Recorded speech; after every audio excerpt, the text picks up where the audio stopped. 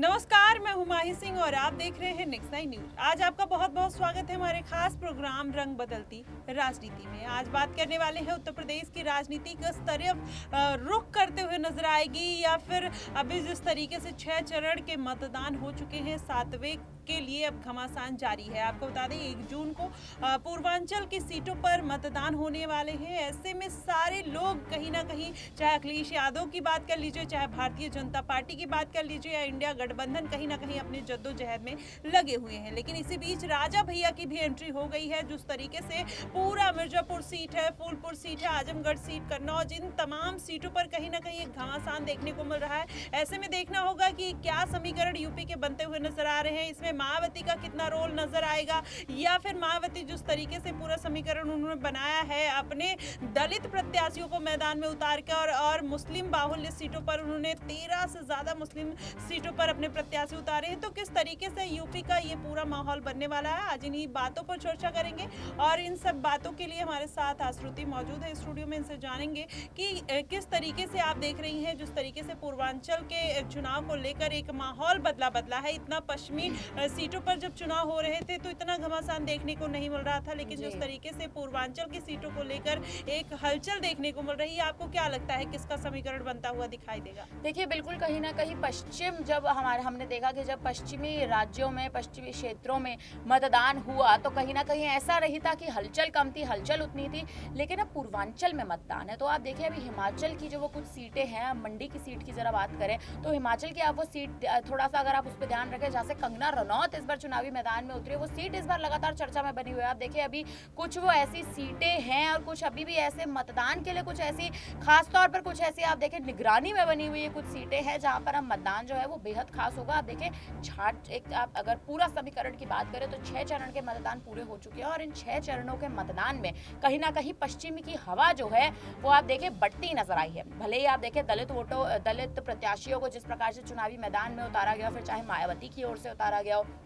चाहे भारतीय जनता पार्टी ने वो दाव चलाओ, लेकिन कहीं ना कहीं पश्चिमी में जब चुनाव हुए, पश्चिम में जब मतदान हुआ तो कहीं ना कहीं वो मतदान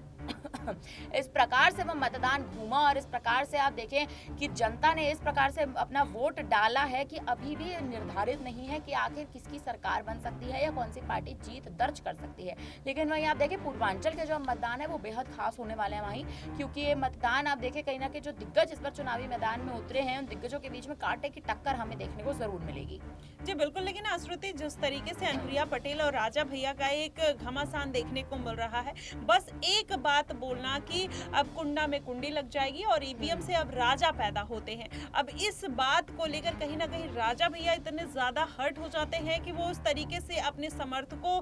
को लेकर कहीं ना कहीं सपा को समर्थन दे देते हैं। वही राजा भैया जो अखिलेश यादव की कुछ दिन पहले किरकिरी करते हुए नजर आ रहे थे, तो ये क्या केवल अनुप्रिया पटेल का एक बयान हो सकता है या इसके पीछे कोई और वजह हो सकती है? क्योंकि कुछ दिन पहले ही राजा भैया अमित शाह से मिले थे, तो ऐसे में माना ये जा रहा था कि वो भारतीय जनता पार्टी को अपना समर्थन दे देंगे, लेकिन अचानक से उनका ऐसे बदल जाना, क्या अनुप्रिया पटेल का वो बयान है या फिर कोई और वजह हो सकती है? देखिए, बिल्कुल कहीं ना कहीं अनुप्रिया पटेल का जो बयान था कि कुंडा में इस बार कुंडी लग जाएगी, आप देखें इस प्रकार के जो बयान निकल कर आ रहे हैं। और ऐसा नहीं है कि राजा भैया की पार्टी कोई कमजोर पार्टी है। आप देखें जिस प्रकार से हमेशा से जनसत्ता दल ने एक तरह से अपना दाव चलने की जो कोशिश की है, हालांकि जब शुरुआत में गठबंधन की बात उठ रही थी तो राजा भैया ने साफ इनकार कर दिया था कि किसी पार्टी के साथ ना तो मैं गठबंधन करूंगा और ना ही मेरे जो प्रत्याशी हैं वो इस बार चुनावी मैदान में उतरेंगे। मतलब सीधी बात थी, ना राजा भैया चुनावी मैदान में, ना उनके प्रत्याशी चुनावी मैदान में। तो मुद्दा देखिए कहीं ना कहीं माही यही उठकर आता है कि आखिर राजा भैया ने अगर सपा को अपना समर्थन दिया तो क्यों दिया, क्योंकि अगर वो सपा को अपना समर्थन देखिए नहीं देते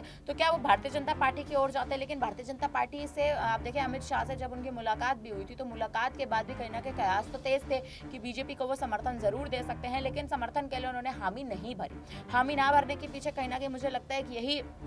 पूरा मामला उठा कि अगर राजा भैया बीजेपी को अपना समर्थन देते हैं तो कहीं ना कहीं एनडीए में वो आने वाले समय में हमें शामिल होते दिखाई दे सकते हैं, यानी एनडीए गठबंधन में कहीं ना कहीं उनको खींच सकती है बीजेपी। लेकिन राजा भैया ने जिस प्रकार से आप देखें दाव नहीं चला, बीजेपी पर भी अपना समर्थन नहीं दिखाया और कहीं ना कहीं सपा को अगर समर्थन दिया और उस पर भी अभी तक आप देखें कोई भी औपचारिक टिप्पणी, कोई भी औपचारिक बयान राजा भैया की ओर से नहीं सामने आया। तो मुझे ऐसा लगता है राजा भैया रणनीति चलने की कोशिश कर रहे हैं और इस राजनीति में रणनीति उनको ऐसा लगता है कि उनके पक्ष में जाएगी। लेकिन देखिए कहीं ना कहीं सपा को भी समर्थन देने का मतलब है अखिलेश यादव के साथ हाथ जोड़ना। भले अखिलेश यादव के आप देखिए पुरानी मित्रता है, लेकिन वो पुरानी मित्रता कहीं ना कहीं टूटती तो नजर हमें बीच में जरूर आई थी। लेकिन फिर राजा भैया का अखिलेश यादव की ओर जाना, आप देखें जिस प्रकार से अनुप्रिया पटेल के भी बयान आना कि इस बार कुंडा में कुंडी लग जाएगी, बीजेपी तो जरूर देखिए नाराजगी तो इस बात पे जताएगी। और कहीं ना कहीं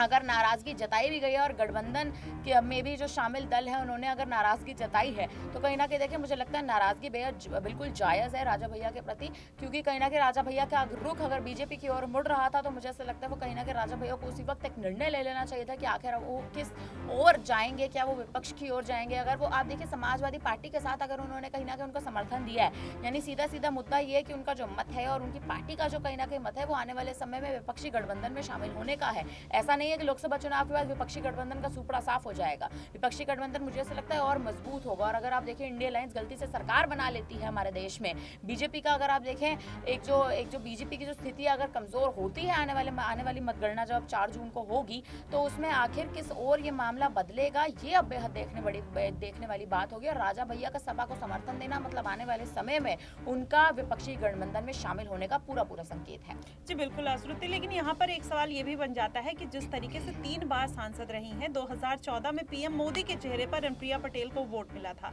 लेकिन इस बार जो जातीय समीकरण बनता हुआ दिखाई दे रहा है, कुर्मी वोटों पर कहीं ना कहीं अनुप्रिया पटेल की एक खासा पकड़ मानी जाती है। लेकिन अब कुर्मी वोट पर उनकी पकड़ तो है, लेकिन अब मनीष तिवारी कहीं ना कहीं बसपा से वो वहां पर मैदान में उतर चुके हैं, और जो रमेश चंद्र बिंद है वो कहीं ना कहीं भाजपा के नेता रह चुके हैं और वो सपा में शामिल हो गए। तो ऐसे में जब ये पूरा जातीय समीकरण देखिए तो कहीं ना कहीं लग रहा है कि अनुप्रिया पटेल को इस बार खासा नुकसान होने वाला है। कुर्मी जाति के लोग भले उनके साथ है, बाकी आप ब्राह्मण समाज उनसे छिटकता हुआ नजर आ रहा, वहीं यादव समाज या फिर कुशवाहा समाज कहीं ना कहीं से छिटकता हुआ नजर आ रहा, मल्लाह समाज भी छिटकता हुआ नजर आ रहा है। लेकिन अगर वहीं बात कर लिया जाए राजा भैया की, तो कहीं ना कहीं जो राजपूत समीकरण है, कहीं ना कहीं मिर्जापुर में आप देखेंगे राजपूतों का दबदबा है और राजपूत भारी संख्या में वहां पर मौजूद है। तो ऐसे में क्या लगता है कि उनके जाने से या मिर्जापुर में कहीं ना कहीं अगर चुनावी प्रचार के बाद कहीं ना कहीं उनका पूरा समीकरण बिगड़ सकता है? देखिए अनुप्रिया पटेल आप देखिए भारतीय जनता पार्टी के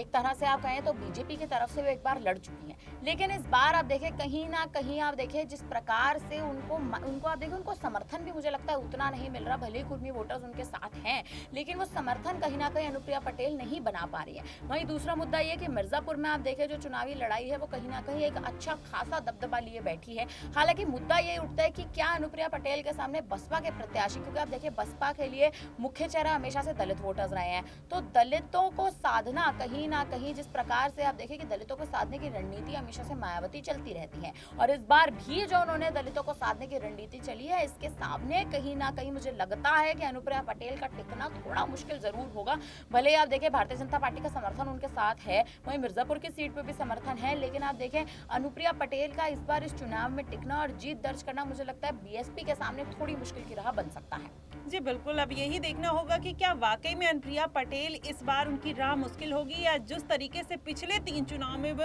क्लीन स्वीप में निकली हैं, इस बार भी कहीं ना कहीं वो आगे निकलते हुए दिखाई देंगी, क्योंकि ये जो पूरा समीकरण बनता हुआ दिखाई दे रहा है वो वोट बैंक में सेंधमारी करते हुए अलग अलग पार्टियों के द्वारा दिखाई दे रहा है। अब ऐसे में पूरा समीकरण जब बनता हुआ दिखाई देगा, 4 जून को जब रिजल्ट आएंगे, अनुप्रिया पटेल इसमें जीत दर्ज कर पाएंगी या नहीं, ये बड़ा सवाल है। लेकिन अनुप्रिया पटेल का अगर देखा जाए तो मिर्जापुर में हरा पाना कहीं ना कहीं नामुमकिन सा नजर आता है। भले कम वोट के मार्जिन से अनुप्रिया पटेल जीतेंगी, लेकिन इस बार जिस तरीके से माहौल बनता हुआ दिखाई दे रहा है, वोट में सेंधमारी जरूर होगी, लेकिन अनुप्रिया पटेल हो सकता है कि इस बार के चुनाव में भी जीत हासिल करते हुए नजर आए। फिलहाल आपकी इस पे क्या प्रतिक्रिया बनेगी, आप हमें कमेंट बॉक्स में जरूर बताइएगा। फिलहाल के लिए बस इतना ही। देश और दुनिया की तमाम खबरों के लिए हमारे साथ बने रहिएगा नेक्स्ट 9 न्यूज पर।